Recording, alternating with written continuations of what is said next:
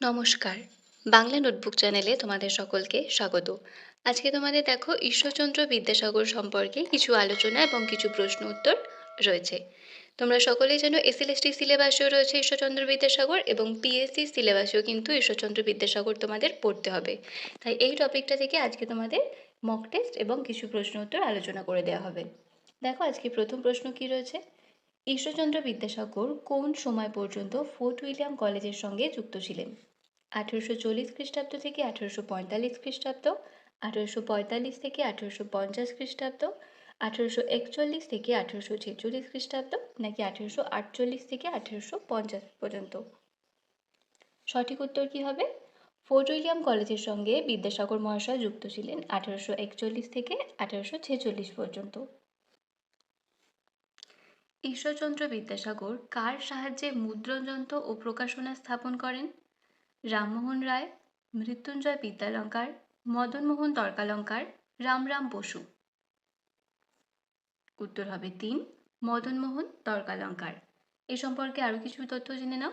1847 খ্রিস্টাব্দে ঈশ্বরচন্দ্র বিদ্যাসাগর মদনমোহন তর্কালঙ্কারের সহায়তায় সংস্কৃত press depositor নামে একটি মুদ্রণ যন্ত্র ও প্রকাশনা স্থাপন করেছিলেন। নেক্সট প্রশ্ন দেখো, কোনটি বিদ্যাসাগর রচিত সংস্কৃত ব্যাকরণ গ্রন্থ? গৌড়ীয় ব্যাকরণ, ব্যাকরণ কৌমুদী, সংস্কৃত ব্যাকরণের উপক্রমণিকা, নাকি 2 ও 3 উভয়ই?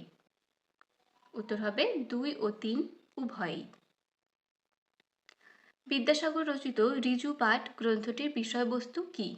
শিশু পাঠ্য বই, ছড়ার বই, কাব্য মহাকাব্য থেকে গদ্য পদ্যের অংশ, প্রবন্ধ।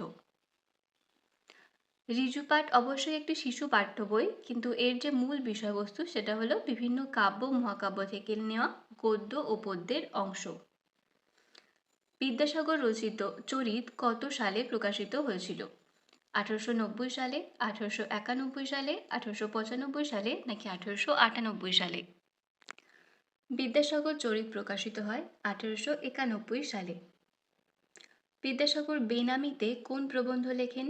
বহুবিবাহ রোধ, বাল্যবিবাহের দোষ, বিধবা বিবাহ চালু, সতীদাহ রোধ। বেনামিতে তিনি লিখেছিলেন বাল্যবিবাহের দোষ এই প্রবন্ধটি। 1850 খ্রিস্টাব্দে বিদ্যাসাগর সর্বশুভঙ্করী পত্রিকায় এই যে প্রবন্ধটি বাল্যবিবাহের দোষ এটি তিনি রচনা করেছিলেন। নেক্সট দেখো, বিদ্যাসাগর কত সালে সংস্কৃত কলেজে অধ্যাপকের পদে নিযুক্ত হয়েছিলেন? 1850 সালে, 1851 সালে, 1852 সালে, 1853 সালে। সংস্কৃত কলেজে অধ্যাপকের পদে তিনি নিযুক্ত হয়েছিলেন 1850 সালে। ঈশ্বরচন্দ্র বিদ্যাসাগর কোন পত্রিকার সঙ্গে যুক্ত ছিলেন? সমাচার দর্পণ, সংবাদ প্রভাকর, তত্ত্ববোধিনী পত্রিকা, সর্বশুভঙ্করী। ঈশ্বরচন্দ্র বিদ্যাসাগর তত্ত্ববোধিনী পত্রিকার সঙ্গে যুক্ত ছিলেন। 1848 খ্রিস্টাব্দে এই পত্রিকায় লেখক থাকাকালীন তিনি মহাভারতের উপক্রমিকা অংশের অনুবাদ করেছিলেন, এটিও মনে রাখবে। কস্যচিৎ উপযুক্ত ভাইপো সহচরস্য রচিত ছদ্মনামে বিদ্যাসাগর কোন গ্রন্থটি লেখেন? অতি অল্প হইল, আবার অতি অল্প হইল, রত্ন পরীক্ষা, নাকি সবগুলি? উত্তর হবে রত্ন পরীক্ষা। এই সহচরস্য এটি হচ্ছে রত্ন পরীক্ষার সময়, আর বাকি যে কস্যচিৎ উপযুক্ত ভাইপোষ্য এই ছদ্মনামে তিনি অতি অল্প হইল, আবার অতি অল্প হইল এবং ব্রজবিলাস এই 3টি গ্রন্থ লিখেছিলেন। বাংলার ইতিহাস গ্রন্থটি কত সালে প্রকাশিত হয়? 1840 সালে, 1845 সালে, 1847 সালে, নাকি 1848 সালে? বাংলার ইতিহাস প্রকাশিত হয় 1848-এ।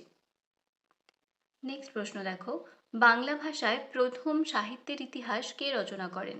রামমোহন রায়, ঈশ্বর গুপ্ত, ঈশ্বরচন্দ্র বিদ্যাসাগর, প্যারীচাঁদ মিত্র।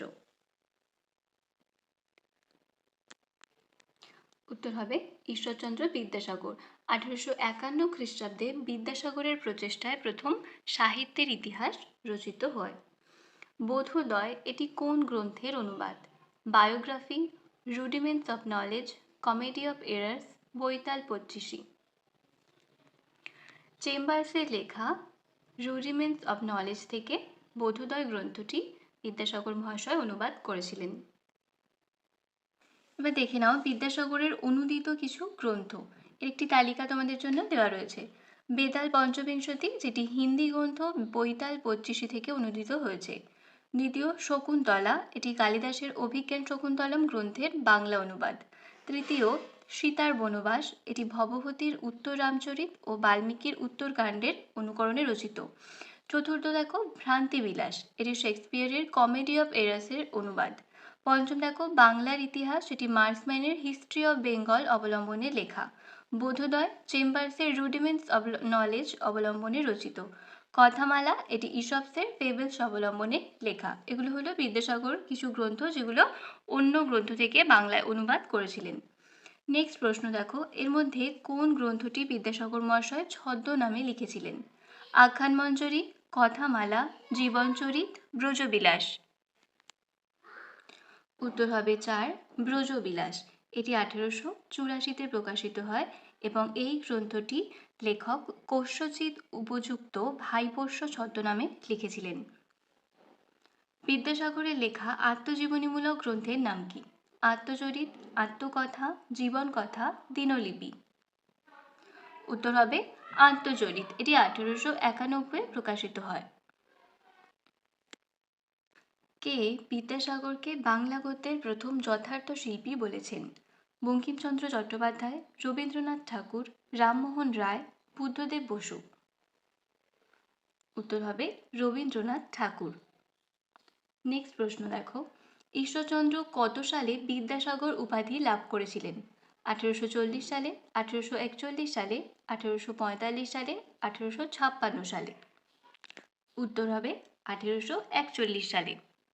খুব অল্প বয়সেই তিনি সমস্ত শাস্ত্র তার পড়া হয়ে গিয়েছিল, যে কারণে সংস্কৃত কলেজের অধ্যাপকগণ তাকে এই উপাধি দিয়েছিলেন। বিদ্যাসাগর রচিত শোক গ্রন্থের নাম কি? রত্নপরীক্ষা, ভ্রান্তিবিলাস, প্রভাবতী সম্ভাষণ, সীতার বনবাস। উত্তর হবে প্রভাবতী সম্ভাষণ। বন্ধুকন্যা প্রভাবতীর মৃত্যুতে তিনি শোকাহত হয়েছিলেন এবং এই প্রভাবতী সম্ভাষণ গ্রন্থটি লিখেছিলেন। এটি 1891 রচিত হয়। আখ্যানমঞ্জরি গ্রন্থটি কত সালে প্রকাশিত? 1856, 1860, 1863, 1865। আখ্যানমঞ্জরি একটি শিশু পাঠ্য গ্রন্থ। এটি তিনি 1863 সালে রচনা করেছিলেন।